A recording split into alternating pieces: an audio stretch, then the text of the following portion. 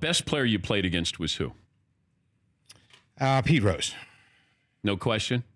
Well, there's always a question. I mean, everybody has, things they factor in. But day in and day out, competitor.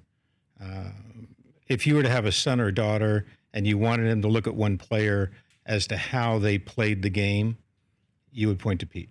Should he be in the Hall of Fame? He should. No question. No problem with it. Why? Okay. Well, I think that, in this country, and Pete made a mistake, and he said, I think, an addiction to gambling. And he was subjectively caught, and he was suspended and banned for life. And he also paid his dues to society.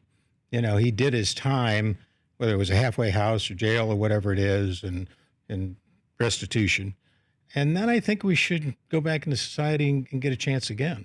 And if you're talking about gambling now, and we're talking about opening the gates, then you should look back and say, and that was the one rule when you walked into the clubhouse, was the gambling rule. And now other billboards have been added.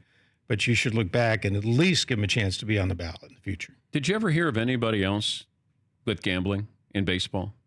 No. Nothing. Not tonight. And I was pretty focused. I mean, I had my locker room and my locker, and I rarely knew if anybody was taking drugs or if they would be gambling, because I was so focused on 162 games in the playoffs and getting ready and doing my job as a everyday player and leader that I didn't look for it. But you had steroids in football back in the 70s. Right. But it wasn't prevalent. It didn't feel like it was prevalent in Major League Baseball. No, not until late 80s. Why is it that did we think that it might not help your swing or it wouldn't help a pitcher? Well, they used to tell us, and the Dodgers, were always in the forefront of these things. I mean, I actually talked him into the first Nautilus equipment back in the 70s. I mean, we broke the ice with the Nautilus machine, right? Because everything else was light free weights. And the old term was used, baseball equipment, to get in baseball shape.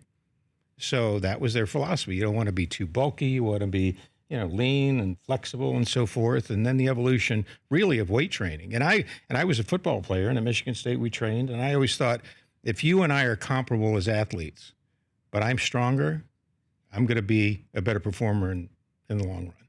So with the evolution of the business of sports and the business of the game, you are always going to have participants find ways to cheat.